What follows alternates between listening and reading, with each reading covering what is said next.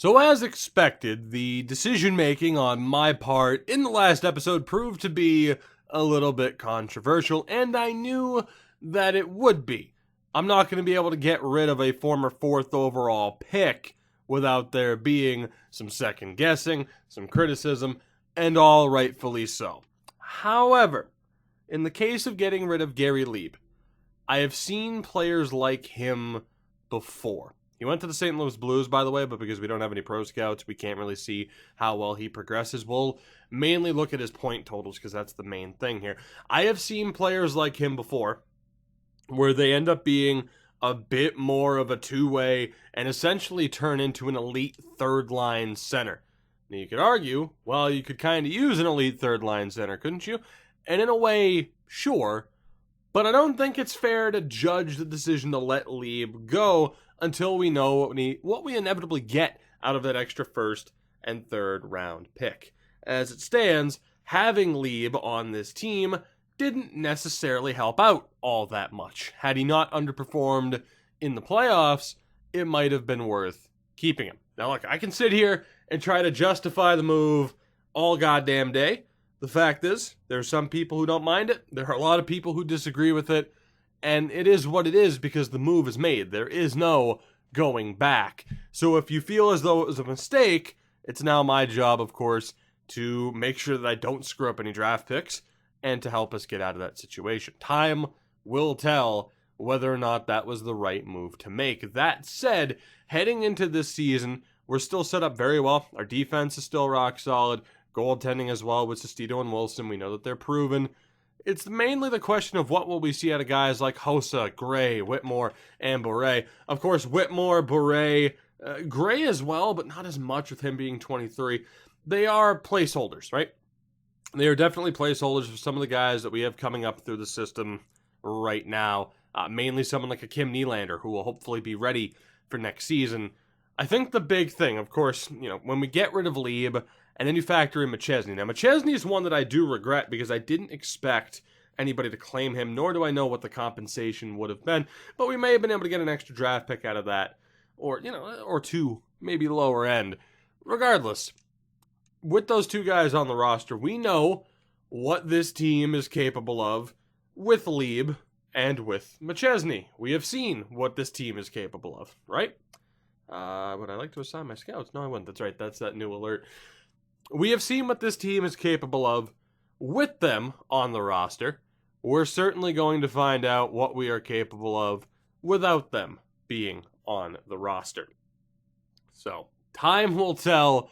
Like I said, I knew I wasn't going to be able to make that decision and to make that move without some people being a little bit upset about it. But from what I've seen in prior series, and again, if this is not your first Draft to Glory series, you might remember some of those players that we've had before. It's almost in every Draft to Glory or every other Draft to Glory, we get a top pick like that who just doesn't make that jump to truly being a top 6 point producing forward. So, like I said, I could sit here and debate it all night regardless. I probably will continue because, so far we don't have too much to discuss. The record's looking okay. We've lost a couple of games or, 2 games in a row. It might be 3 against Buffalo. But we need to get about another week ahead or so before we can take a look at the lineup again and make sure that everything's optimized, particularly the AHL. So we'll see how this episode goes, whether or not we're a playoff team. I think we would all still at least expect that. Might not happen, perhaps. We know that the divisions are very, very competitive. So it'll be a matter of time. It's a wait-and-see kind of deal. So Sestito's locked in at a 93. Again, now at 26 years old. So I'm still happy that I made that decision to put my faith in him. Defensively, still good to go. Niedermeyer, Zieler, Fuller, Rokon, Pielstrom, and Lalonde, which is just crazy. And then down in the AHL, actually, let's take a look at goaltenders for the AHL. As Iliakis is a 76 now at 22 years old. So more than likely he takes over, and Pedro Wilson may be kept on the roster to be an AHL starter. Goaltending situation's going to continue to change throughout the next couple of seasons as well. And then, of course, defensively, Jenks, we know, is pretty much capped out at where he is. That's fine. Brian Fernandez still has an outside chance of making the roster. But even then, I'd say it's unlikely just because our top 6 is locked in. So, unfortunately for these guys, even Graham Bannister at a low 4. I think Cullen at 21, probably not going to make it. Wayne Hancock might be the next defenseman, at least currently signed, that has a chance to crack the top 6. But it's going to be tough to jump Lalonde or Pihlstrom. Absolutely. And then forward-wise, so right now that is our top 10, 11, and 12. So Whitmore is only a 76.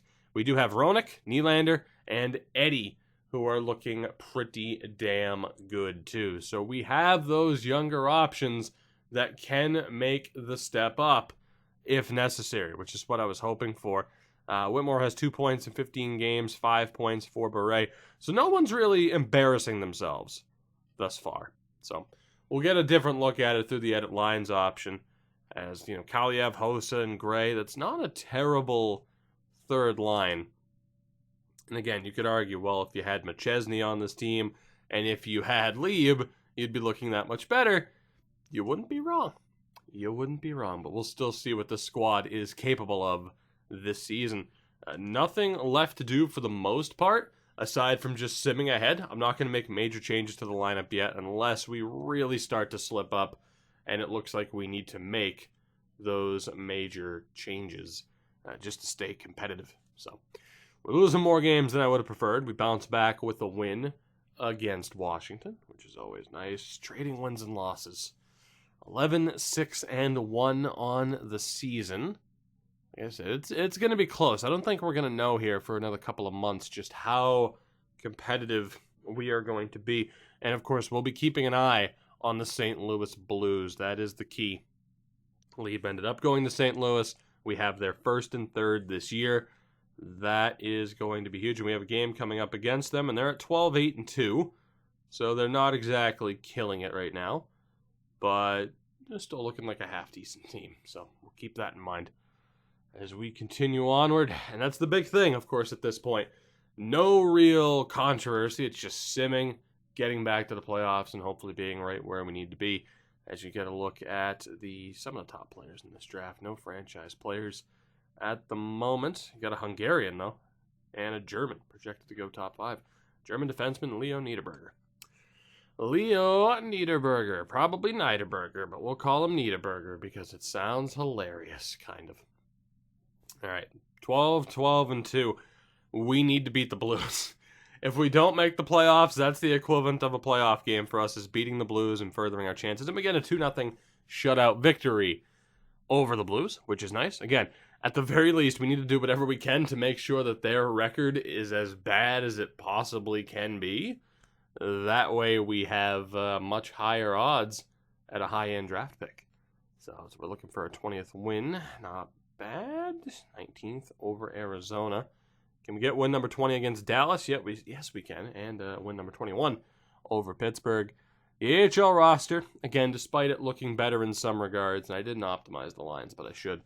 Despite the AHL roster looking better in some regards, no playoffs likely. So actually, now to think of that, it's January 1st. We are currently in a playoff spot. Vancouver doing very well thus far. Let's take a look at what we might be able to change up, if anything. So goaltending-wise, Sestito's killing it. Pedro Wilson, not so much, but Brock Sestito is having a phenomenal season. And then goaltending-wise, or defensively, I should say, how are we doing? Point total-wise, maybe not killing it. Zeeler and Fuller just don't work that well together. And actually, Pihlstrom and Lalonde aren't working that well together. I'm gonna bump up Pihlstrom, put him with Fuller, because I still like the idea of keeping Rokon and Niedermeyer together. And then offensively, 7 points and a -3 for Whitmore. Booze is doing okay. 8 points for Bure. We check down in the AHL. So we get Eddie, Roenick, and Nylander all getting to that point where they might deserve a chance too. Nylander especially. Currently listed as an other forward. And we didn't have anybody else in the lineup that we wanted to put in as a draft pick, I don't believe. Just the defensemen, Waters, and Dadnoff, who were not all that concerned about. So I think we're good. Let's just optimize this. Jean-Francois absolutely needs to bump up. So let's see, we got a low 9 in Nick Reed. Decent overall, but I care more about the potentials. From there, we'll focus on the low 6s, in which Eddie was one of them. And let's see, a low elite, a medium 6. I think we'll keep Roenick as a low elite on that top pairing. So we're looking okay. Who's the best face-off man? Nazarov. Don't really have a true center in that group, but that's okay. Not really concerned. Again, pretty much no matter what we do with this team, it's not looking that good in terms of likely postseason appearance. So right now it's just optimizing as best we can. And that top line will be Nylander, Roenick, and Jean-Francois. So that's not looking too bad. Especially to Francois, I believe, started at a 60 and is already up to a 66. So if we continue to get prime development like that from some of our prospects, we're going to be looking that much better. But we'll see how this goes. Let's go through another month. To February 1st we go. We'll see how the team does in this fairly busy stretch of games. We have no more than 2 days in between a game this season. Very busy down the stretch. And of course, Washington after that is where the All-Star break would be. If the All-Star break was still on this game, which it's not. That's still kind of weird. But I don't understand that because, it's just kind of weird. But so far, I don't want to jinx it, but so far, so good in terms of our run of form this month. We have 3 games left: Toronto, Winnipeg, and Washington. And I'm excited to see what we can do here. We'll focus on the draft class later. How will we do over these final 3 games? Win 1, lose another, and we lose to Washington. Okay, so we lose 3 games in regulation, 2 in overtime. It's not a bad stretch. 30, 14, and 4 in the regular season thus far as of February 1st. Unfortunately, it's still a very tough and competitive division that we're in. We're currently 1 point off the pace of Edmonton. So this is a huge game coming up, and we're 3 points ahead of Los Angeles. But Vegas, on 52 points, have that second wildcard spot. So we're good to go in terms of it looking likely that we're going to make the playoffs. But now it could be the time we're maybe changing things up offensively or the way to go. Maurice Bourret, 16 points for a fourth liner, that's tremendous. He's doing well. I don't see a reason to take him out. He's not going to get much better in terms of overall, but he's able to fill the role right now. And you look at his attributes, he's not that bad. He's decent defensively, 85 offensive awareness. He's pretty well-rounded, so I'm good with him being there. Roberto Booz, of course, at this point, a veteran of the team. 8 goals, 7 assists. I'm fine with that. And Whitmore, not exactly killing it, but aside from the trait, and this was actually pointed out to me, and it is true, a lot of computer-generated players have miserable skating this year. And unfortunately, Whitmore is one of them. But he's not doing that bad for just a go-to grinder. Hasn't taken that many penalty minutes either. And yes, I know, we'll be checking Krog. Dan Gray, 20 points. It's not bad, on good pace for a third liner, just over the midway point of the season. Miroslav Hossa with 15 points. Not quite where we'd want him. But if you look, he's definitely more of a true two-way. And that's someone who I'd rather have as a bottom 6 two-way as opposed to Leeb. Kaliev, 16 points. Of course, he's kind of been dropped down into that third line role. He's still pretty solid. Might be able to bump him up here if Krog is struggling.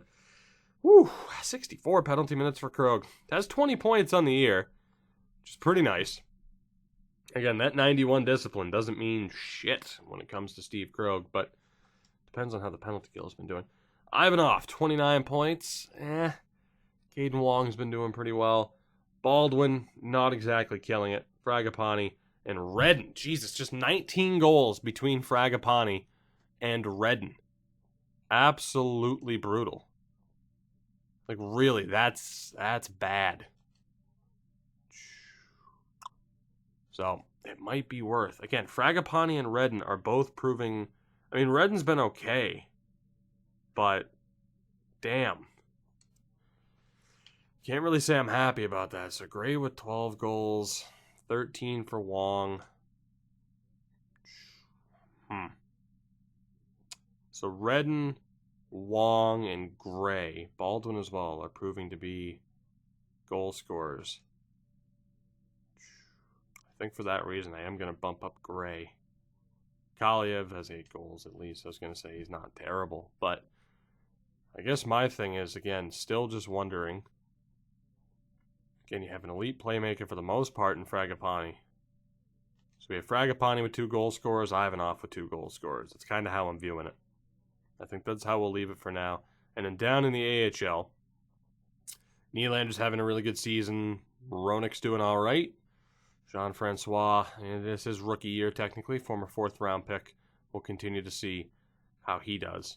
So, overall, a couple of interesting things about the roster. Potential changes we could make to the lineup, mixing and matching lines and seeing how it goes.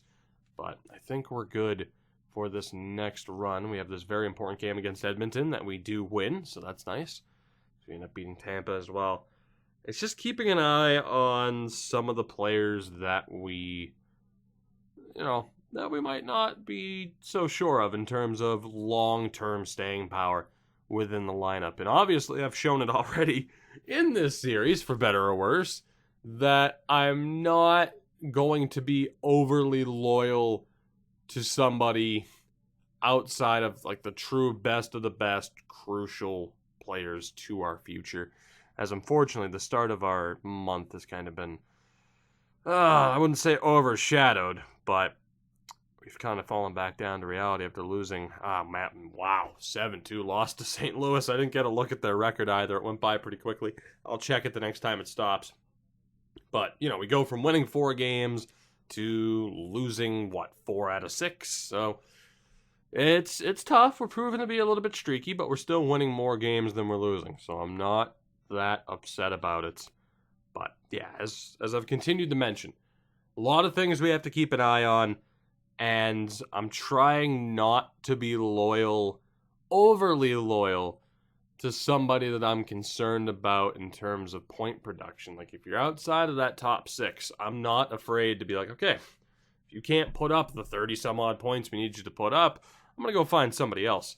As with 20 games to go, we're currently 1 point above Edmonton, and that's really what it's looking like, that we're going to be battling Edmonton and Los Angeles for the 2nd, 3rd, and 4th spots, as the second wildcard team has 66 points. So we are well on our way to being a postseason team yet again, barring one of the most brutal collapses in the history of this channel.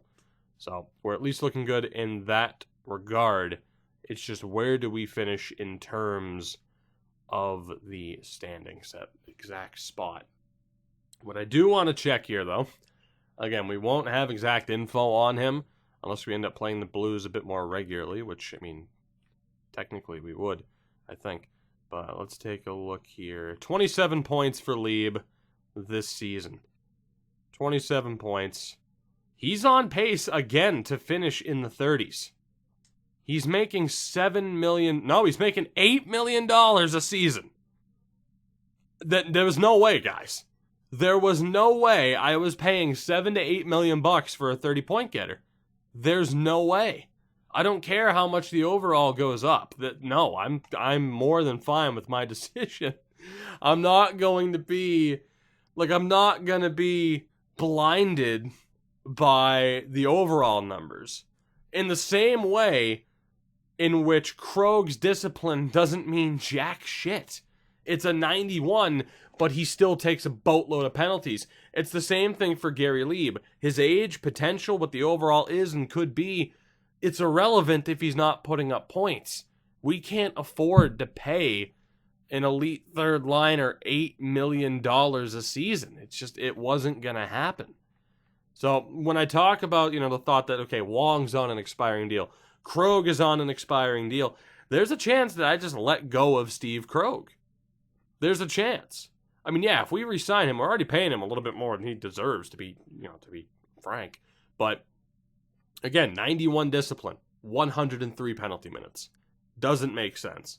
He's not a power forward or a grinder, so he's not really relying on that overly physical play. But, these are decisions we have to make. And unfortunately, that's the name of the game with this series is, that's where the challenge comes in. I don't have the freedom to trade. The only way I get anything back, unless we wave the white flag on the series, and if you watched Draft of Glories in the past, you'll know that on occasion we've said, okay, look, this clearly isn't going to go our way, so maybe we flip some players for picks, and it would only be for picks, not actual players. With this being a challenge series, with me not trading, that is the only way for us to get picks, is through someone leaving as an RFA, like Leeb did. So we have to be very careful about this. You got to be very careful as well to not get caught up and to not get overly loyal. In the same way, I view it, like I said, I compared it to the Blackhawks. Okay, you want to sign Kane and Taves, that's fine, but you got to, or Pittsburgh might be a better, a more accurate comparison, we'll say, where it's like, okay, you can have your Crosbys and your Malkins and your Kessels, but everybody else, that bottom six, rotating door. It has to be. You can't keep that loyalty. And if you do, and you overpay people, you get in trouble. Of course, that said, in real life, you could just be like, okay, well, I know we can't afford to trade Brian Rust or Connor Sherry, so let's trade him.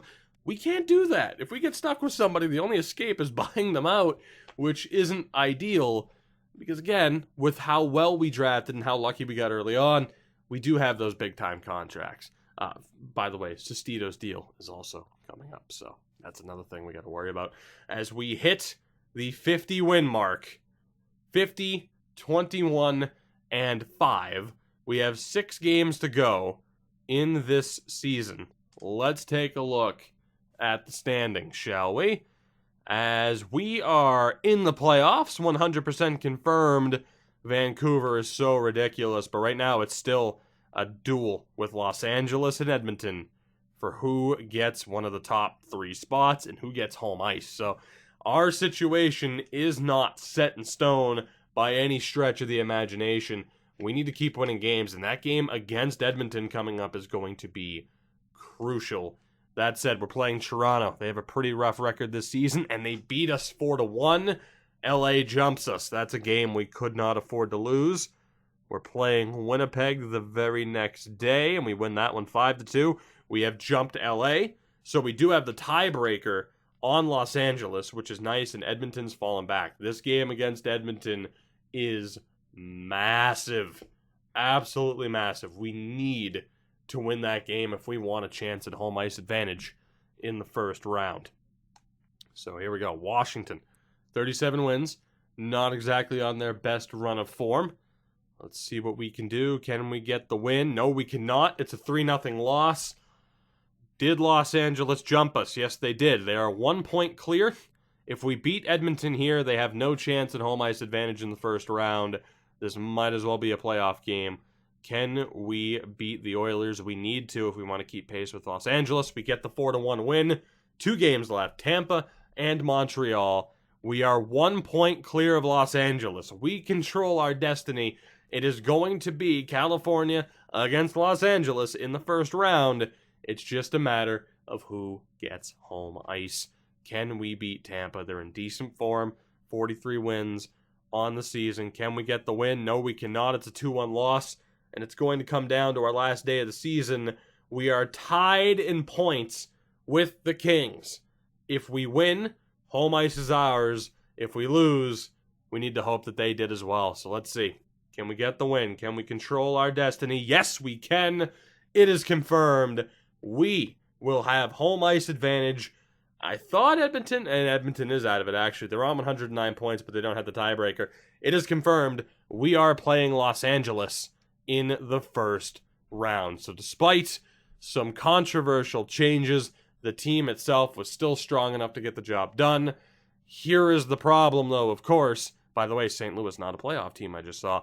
Here's the problem, of course. This division with Leeb, McChesney, whomever else, like this is still an extremely tough division to find ourselves in right now. It really is. Every year is going to be a dogfight, and that's why last season was so disappointing to lose to Minnesota once Vancouver and Vegas were out. And as it is, Vegas didn't make the playoffs this year. Vancouver, though, bounces back and probably won the goddamn President's Trophy with a 121-point season. So that is absolutely absurd. Indeed, wow. Well, there you go. You want to know how competitive our division is? The top 4 teams in the NHL all belong to the Pacific Division.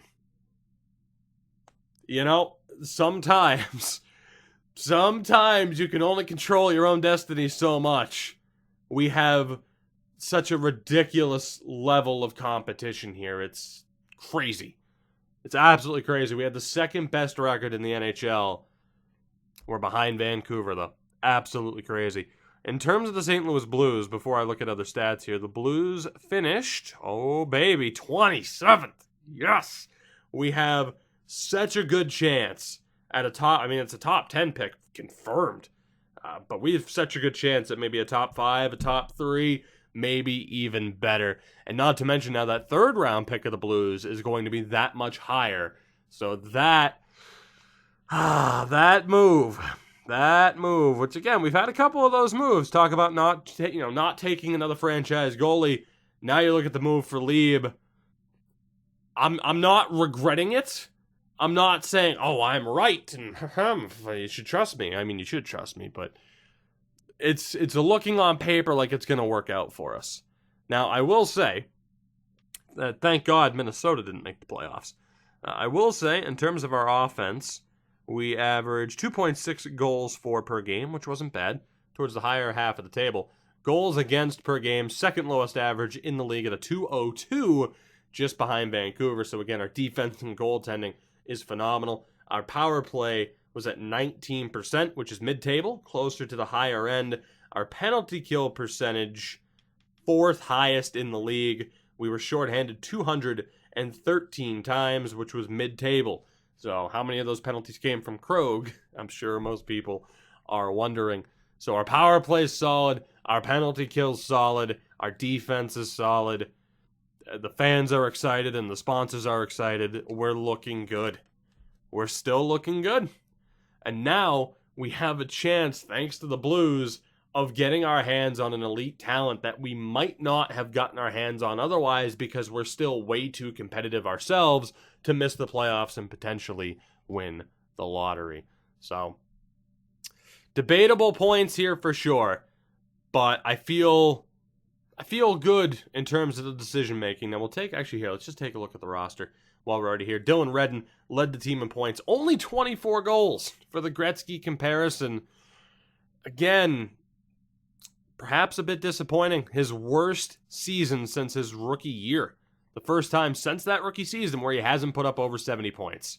So, very, very frustrating. We need to find a way to unlock him and really get him to start putting up a ton of points. And then, of course, you have Howard Fragapani, 43 assists, which is nice. But just, I don't know, 56 points. We know he's capable of more. We know he is he's capable of so much more, and it's frustrating. Secondary scoring that was pretty far down. Ivanov, Wong, you had Baldwin, who was very disappointing.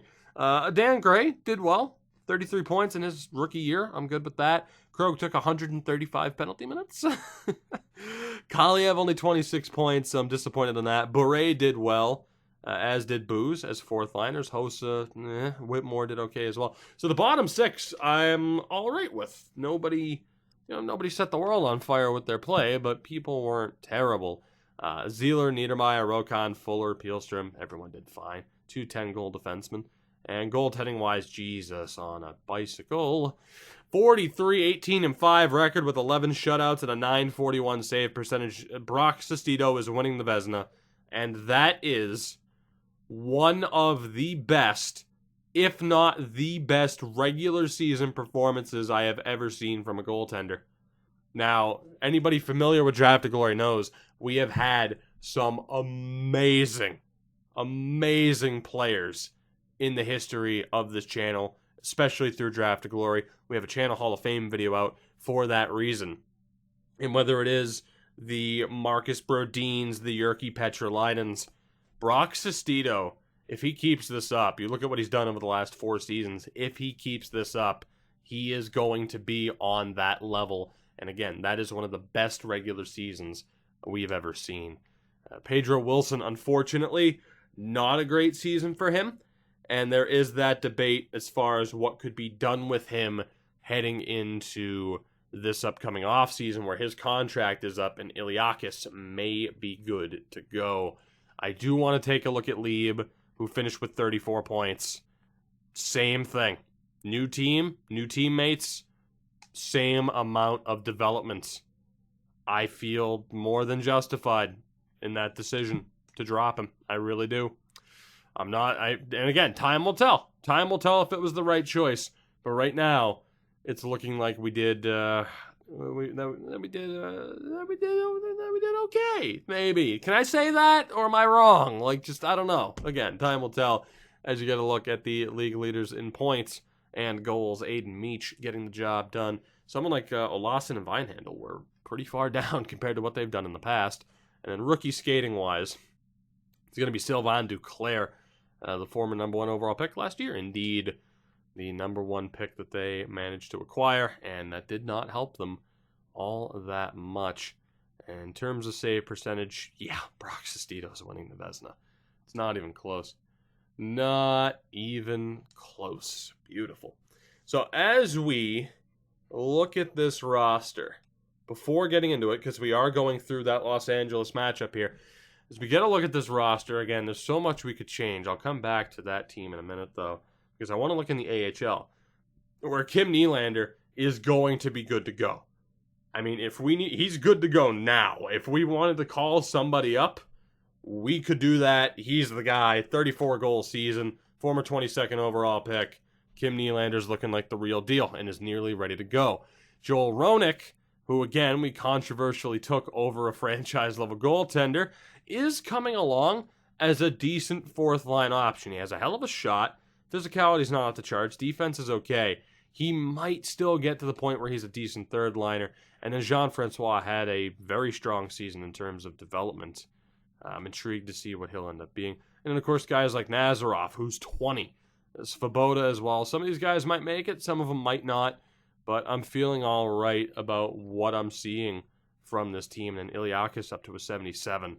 Again, former 5th-round pick. Decent chance of him being our backup. But there's still so much to set in terms of how this roster is going to look. Again, it's going to be ever-changing over these seasons. Let me take a look here. I'm good with those defense pairings. The plus-minus is nice. And then forward-wise, again, Beret, 26 points, which is great. 22 for Booze, 19 for Whitmore. Krog still, 32 points is solid. It's just obviously, the penalty minutes hurt. Miroslav Hossa, in fairness, was a bit of a penalty machine as well and didn't exactly kill it. Then again, Booze, Whitmore, our team discipline in general isn't overly high. So, Ivanov, Wong, 18 goals for Gray. And then Baldwin had 18 goals as well. I gotta be honest, I might give a Dan Gray the chance over Baldwin. I'm really not happy with Luke Baldwin. Of course, when he made that jump and that offensive awareness, again, he's capable of 50-point seasons. He had a disappointing year. He might step it up in the playoffs.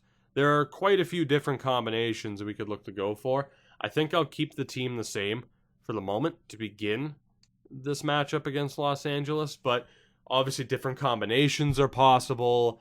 Calling someone up like Nylander is also possible. But I'm going to put faith in the squad that got us to this point, the second best record in the NHL. Unfortunately, I'm not going to be overly surprised if we're booted in the first round because we know how good LA is. We know how tough this division is. So it's a little bit different circumstances this year, where last year a second round exit against Minnesota was devastating, as opposed to this season where you see what Vancouver, what LA, what Edmonton look like. The expectations need to be a little bit more in check. We're certainly capable, but the competition is just at such a high level. Let's go ahead and take a look at Los Angeles, though. So we start off with Nikita Chistov, former 4th-round pick, so he's turned into a great player for them. Ruslan Varlamov, former 11th overall pick, and Vladimir Tarasenko, still kicking around at 36 years old. Second line is Tristan Bolt, former 7th-round pick, so he's done very well for them. Jim Fox, a former 15th pick, and Alexander Grenier, a former #1 overall pick. So the Kings are bouncing back. That's a dangerous top 6, even though we don't know for sure what the overalls are. They have Daniel Sprong, Gabe Vilardi, and Lucas Marks, former 3rd-round pick in one of the first few drafts. And the 4th line is 35-year-old Nemesnikov with Jamal Burkhoel, former 18th overall selection, and Jacques Dagnier. It's as close as I'm going to get to saying that correctly in French, former 6th overall selection. Defensively, Maurice Marchand, former 2nd overall pick at 19 years old. Jesus Christ. With Drew Doughty, now at 38. Second pairing is Eunice Brodin with Cody Ceci. And the 3rd pairing, Jacob Moverar, would it be? Moverar? I'm not sure. I'm not sure where to put the emphasis on that. I could see it being Moverar, Moverare. Who the hell knows, man? There's so many different ways. Like, where do you put the emphasis on that? It could be Movi Rare. I be fresh. Eric Love is on that pairing with him, former 26th overall. So the Kings have sucked, is what we're seeing here. The Kings have sucked for the majority of this sim. It's paying off now as their prospects have developed. They have Vyacheslav Malkin, who we know was up there in terms of save percentage. We saw him, former Wild goaltender. We saw him when we took a look at the league-wide save percentages. And speaking of Phil Kessel at 40 years old, there you go.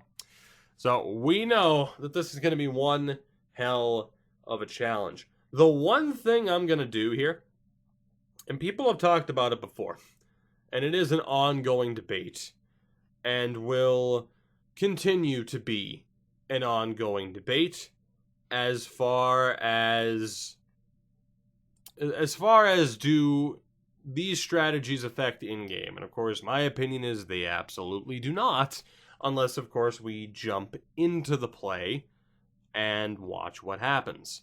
That said, to appease some people and to hopefully maybe get some magical voodoo on our side, we are going to go ahead and set this up in a way that will hopefully lead us to some decent success here. Time will tell. Let's see. Let's go standard there. Quick breakout.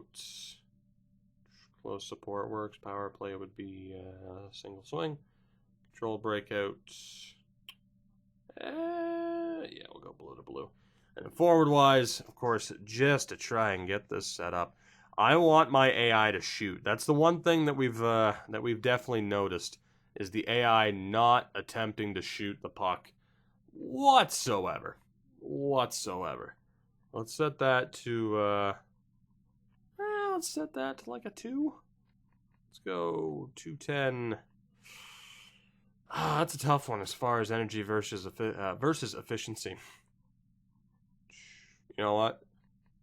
Let's do it. Let's play a high energy game. Screw it. Let's play a high energy game. Second team should still have some talent, and then from here we'll go crash the net and we'll see what's up. Again, this is mainly a way to appease those who are like, hey, give it a shot. Because you know what? If we do end up jumping into the sim, which I don't know if we will, but if we do, it could be worth it. And again, I want mainly the AIs to shoot for those moments where we do jump in, because there are so many times where I'm like, oh my God, he's in a shooting lane and he passed. Like it happens all the time. So with that, we've seen the Kings roster. Let's get down to business. Game 1 on home ice against the Los Angeles Kings. I don't know what the hell to expect here. I really don't. I'd like to think we're going to be able to pull this off, but there is that outside chance that things go somewhat poorly for us. Only one way to find out. First period of game 1, and it is scoreless. We outshot them 14-12. No goals to be had. Second period, and it's a goal apiece. Dylan Redden and Grenier with the goals. So nice to see Redden get on the board, whose goal-scoring prowess in the playoffs hasn't exactly been what we've been looking for it to be. Grenier, though, was able to tie it up. We had the slight edge in shots. We're tied on the scoreboard. To the third period we go. Let's see, as the LA Kings get an early power play that they're not able to take advantage of. Can we find a goal? We're going to need to, as Fox has the difference maker. Vilardi gets a second. It's 3-1 Los Angeles. 2 goals in just over a minute. as a power play chance goes to waste, and I think that'll do it. Rough stretch there. Nemesnikov gets an empty netter, and that does it. So it was a close game up until that moment there. 2 quick goals in a matter of moments. And that is the catalyst for LA to take game 1. 4-1 final. Malkin with a strong effort. Fox and Nemesnikov up there as well with 2 points each. So a tough way to drop that first game. We'll go ahead and keep the lineup the same for this next one. But with LA already achieving their goal and winning a game on the road to begin this series, this is as close to a must-win without it being an elimination game, I think, really, as you can get. So a lot of pressure here to get the W. Let's see if we can. First period, and that's decent but not great. Fox gets another goal. Baldwin was able to tie it up as we have the edge in shots. Second period is scoreless. We still have the edge in shots, a somewhat significant edge at this point. But yet again, we enter the third period tied at 1 goal apiece. Can we get the difference maker this time? We saw last game how important that next goal is. We have a power play opportunity here that we cannot take advantage of, and that brings us beyond the halfway point of the period. We need a goal here. Under 5 minutes to go. The next goal is going to win whether or not we go to overtime, although it's looking, and is confirmed, that we will. Overtime. In game 2, I'm going to hold off on jumping into the sim for this one. Let's just jump ahead and get right to it. Overtime. As far as the prediction goes, Krog or Grenier for them. Let's see what happens. Will it end early, as it loves to? We have made it past the 5-minute mark, which is a rarity. Oh, God. Power play opportunity goes to waste. We have such a huge edge in shots. 5 minutes to go. Are we destined for double overtime? Yes, we are. 49 shots to 29. And you know what? Double overtime calls for a little bit of interference. And by interference, I mean let's jump in and see what happens. First overtime, double overtime, yeah, we're going to jump in and we're going to see what's going to happen. Again, we desperately need to win this game. We're hanging with them for the most part. Obviously, we slipped up at the end of the last game, but we are hanging with them. We have proven that we can get the job done. We just need to go out there and do it. So, let's do it, shall we? As we almost got the goal there. I had to look away for a second just to bump up the game audio. And we almost were able to get the game over and done with right then and there. That would have been nice. It wasn't meant to be. Redden, Fragapani, and Baldwin are out there. Fragapani wins the draw. Fortunately, it's turned over. Here's Drew Doughty. Number 11, Drew Doughty, huh? Cheestoff, toe drag, quick shot, rebound. Kicked out further than where they could get it from. Rokon able to knock it away. Here's Redden over the blue line. Again, not on true broadcast because you always have to switch it back. Niedermeyer drops back. Pass back to the point, picked off by Tarasenko. Here's Cheestoff in this double overtime. Game 2. Around the back, Niedermeyer's there. Nearly own goals it. Sestito is there for the cover. Again, I've tried to add that custom mask, and it just hasn't happened because the game's weird. So apparently Cheestoff is their captain at this point.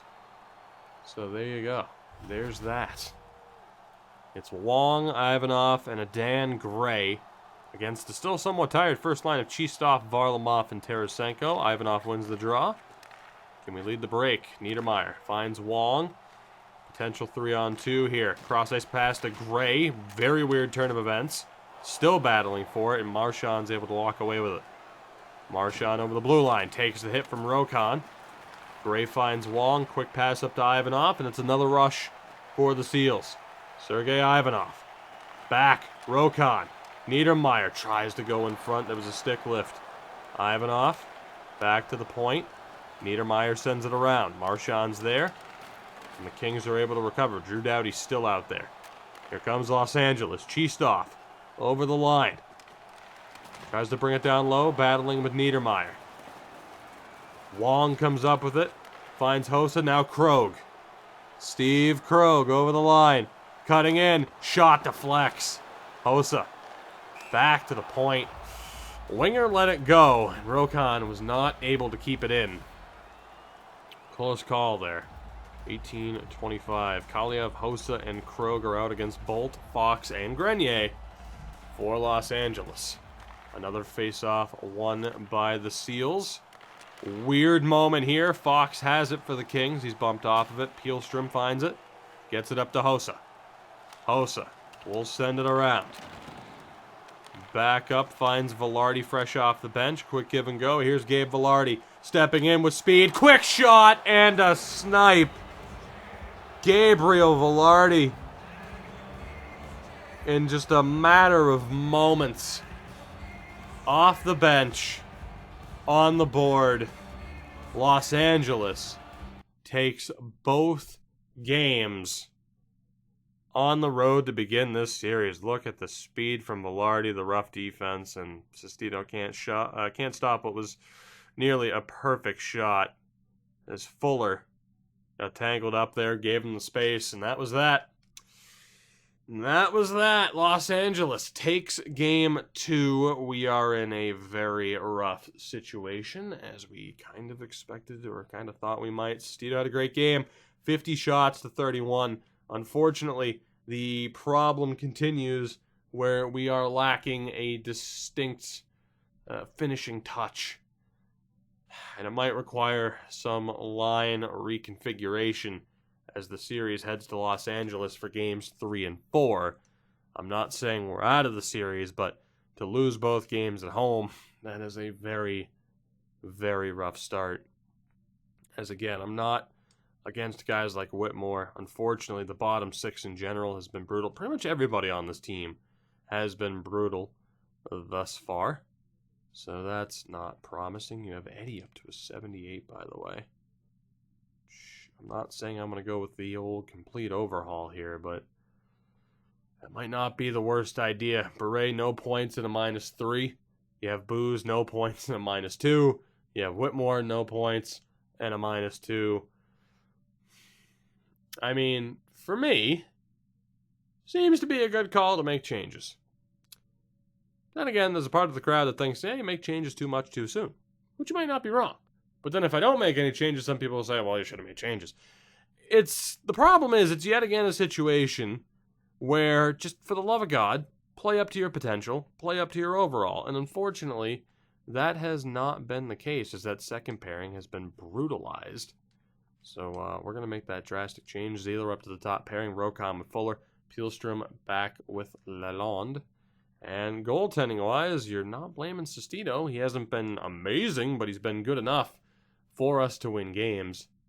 It just hasn't happened, unfortunately.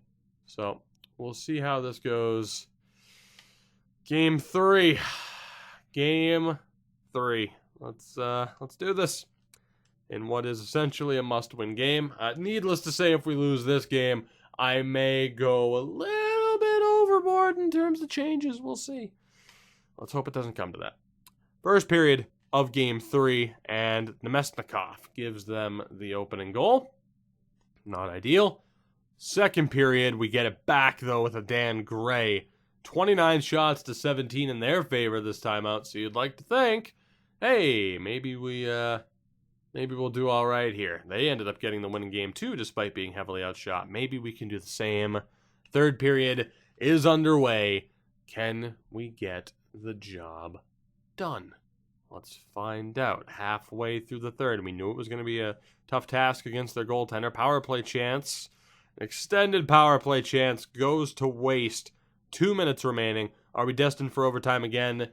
Yes, we are. We're not going to jump into it. We are going to say that Redden or Gabe Velarde again will be getting the overtime winning goal. The overtime goal, the game winning goal. I'm trying to fight off yawning. It's not really working. Overtime. Here we go. Will it end early, as it often does within the first 5 minutes? The answer is no. Come on, we need this so desperately. We need this. Halfway through the overtime, power play for the Kings goes to waste. 6 minutes left. Are we destined for double overtime again? No, we are not. As Daniel Sprong gets the winner, 48 shots to 30. Sestito did everything he could to keep us in it. Unfortunately, we just do not have an answer for the goaltending skills of Malkin. Averaging 1 goal per game, and it's just not happening. Unfortunately, Dylan Redden, Howard Fragapani, just it's not happening for us here. Nylander, I'm gonna have you avoid this. You're not making your NHL debut under these circumstances. There has to be a combination that can get us out of this. One would hope. I mean, look at this. Nothing from the bottom 6, who were pretty solid throughout the regular season. Nothing from Ivanov.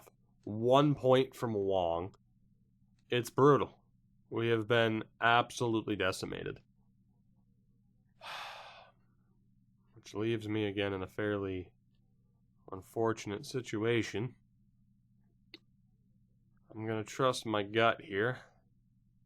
And let's get stupid. Let's go Gray, Beret, Baldwin, and Krog.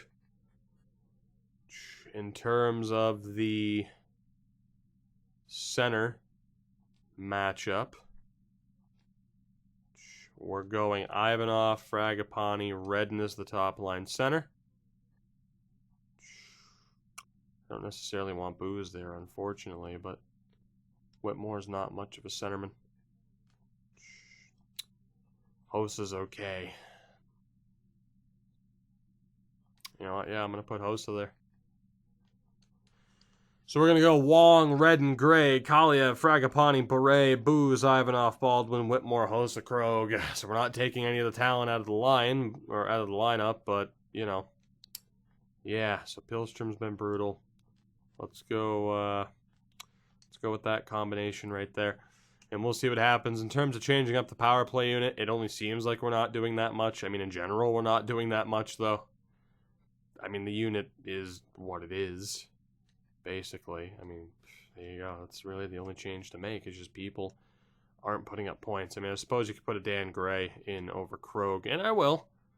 We'll at least make the effort. And we'll see what happens.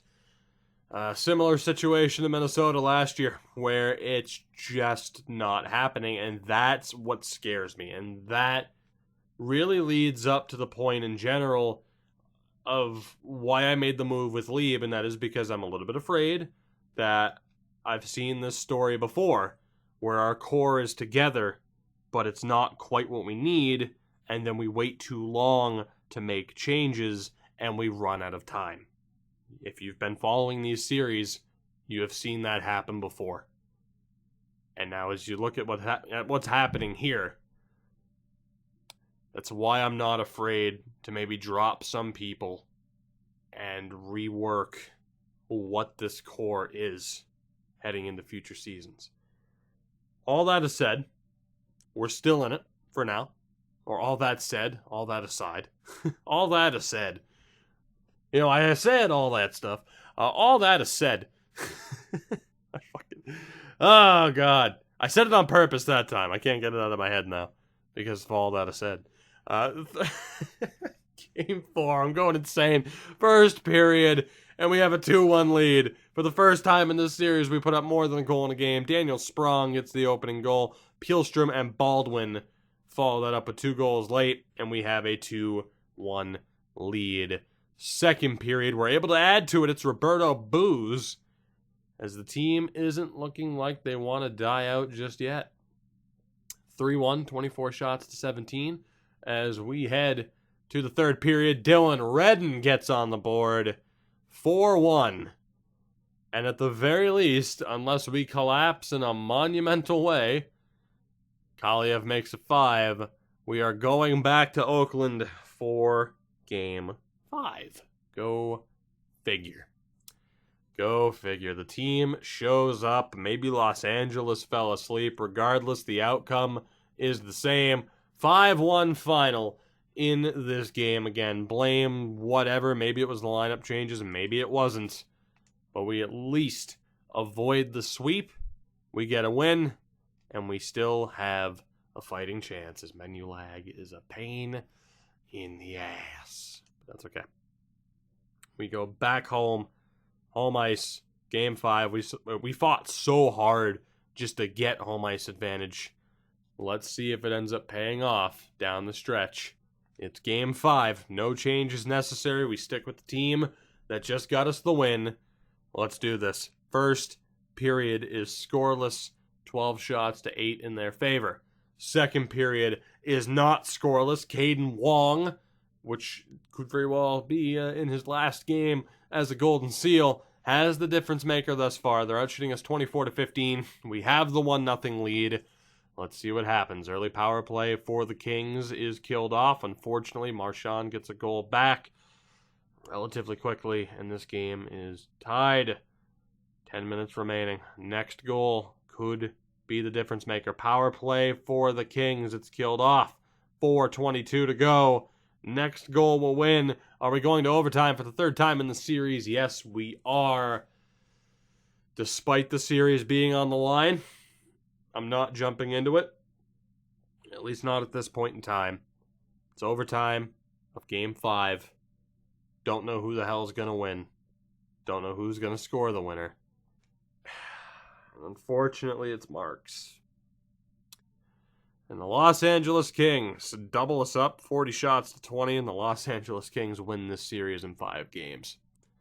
Sestito gave us every chance to win, but unfortunately, the offense just wasn't there. And that, again, raises questions heading in to this offseason as far as what we are at this point.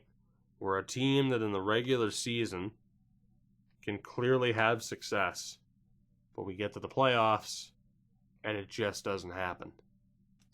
And that's putting us into a very interesting situation. As I'll let you guys look at the leading scorers in your own time, make your own assessments. Of course, we know this lineup is going to change. It's just how drastically. What prospects take a step forward? Who do we end up getting in the draft? Holy shit, the menu lag in this game is fucking terrible sometimes. Let's go ahead, though. I'm not going to cliffhanger you on where that St. Louis pick is going to be, because I do want to end this on a little bit of an optimistic note. But it is unfortunate to have had the season that we did. But unfortunately, of course, we run into another buzzsaw in Los Angeles, and even if we made it through them, it would have been Vancouver again. The Western Conference right now, particularly because of the way the playoffs are set up, we cannot avoid competition in the Pacific. It's going to be rough for us to ever make it out. And when you run into a goaltender like Los Angeles has, and our offense, Los Angeles. Yeah, you know. Philly wins the cup is the point.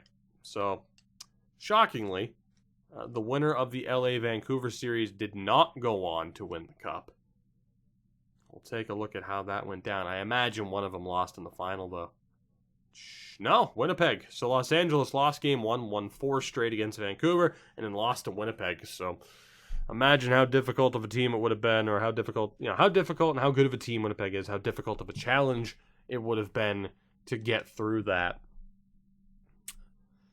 Boy, so ends another season for the California Golden Seals, as you get a look at some of the names here, including someone like Maximov, who I thought was computer-generated. Vasilevsky, their goaltender. Again, not a fantasy draft series. We'll take a look at the awards, progress reports, and we'll end this on a bit of a high note as the Eastern Conference gets a Stanley Cup champion for the first time in a long time. And Connor McDavid wins the Art Ross. The Hart goes to Anthony Mantha. The Norris to Chung in Edmonton. Scheifele to Lady Bing. The Calder goes to Duclair. Conn Smythe to Meach. The Vezina to Sestito. as you would have thought. Cox and Demko win the Jennings, McIver, Wenberg, the Selke, Mantha, the Ted Lindsay, and Meach, the Rocket Richard. Down in the AHL, any familiar names? Not looking like it, aside from like Markstrom and Georgiev. I was hoping for familiar names as in our players. That is not the case, unfortunately. So, last thing to do here before we hopefully get to end this episode on a high note. How high of a high note will it be? That remains to be seen.